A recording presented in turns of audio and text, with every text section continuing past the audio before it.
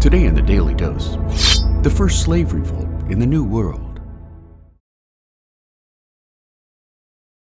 While most historians have pinned the first slave revolt in North America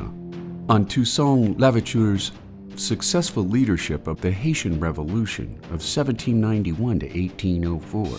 recent scholarship by Robert Schwaller of the University of Kansas has uncovered a slave revolt in Panama that supersedes the Haitian Revolt by some 200 years. Unearthing letters, royal edicts, and court documents discovered in the General Archive of the Indies in Seville, Spain, an archive devoted to the Spanish Empire in the Americas and Asia. Schwaller discovered a long history of slave revolts in Panama, beginning less than a decade after Spanish explorer Vasco Nunez de Balboa first brought enslaved Africans to Panama in 1513. Those participating in the self-emancipation movement in Panama and elsewhere became known by the English term as maroons, which in the case of the Colon province of Panama, tied up Spanish forces in a decades-long and quite costly guerrilla-style war that ultimately resulted in a negotiated peace in 1579, when Panama's High Court granted permanent freedom to resistance leader Mackenbick and his Maroon followers throughout Spanish territories in the New World,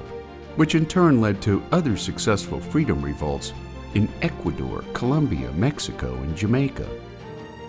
After their freedom was affirmed by the Spanish court, Maroons formed their own self-governing communities around the Spanish fort of Portobello. Today, the Maroon communities in and around Portobello continue to thrive some 400 years after their formal emancipation, leading Schwaller to write that the amazing thing about Portobello is that the people who live there today have a direct connection to the people who came from Congo and Angola, many of whom were Maroons. They know their history, even though few outsiders do,